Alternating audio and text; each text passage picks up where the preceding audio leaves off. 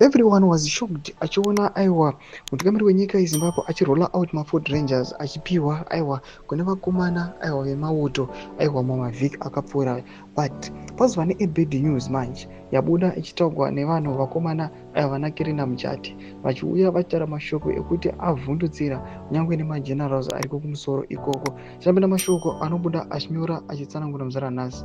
Ndopai pano kuti tibva subscribe like out on the bell kuti timida pahendo Kirina Mujati anoposta aiwa picha remagenerals vana Anisilem Sanyato nana Valerius Vanda obuda nyora achiti cars given to soldiers apparently have sophisticated tracker devices which can listen into conversations.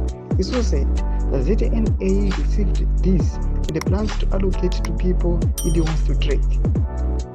Ndangonzwawo handinganyarari kuti vanhu vapondwe takatarisa naAmazon. Saka ndizvo here nhai Valerius Vanda kuti ndizvo zviri kuitwa.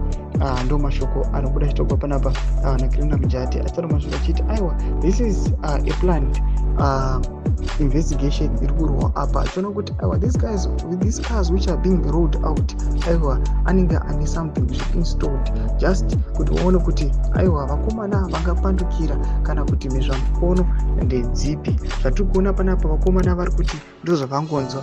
We are not sure kuti ichokwadi chavanzwa here kana kuti they are just alleging, vari kungofungidzira kuti ndizvo zviripo paground.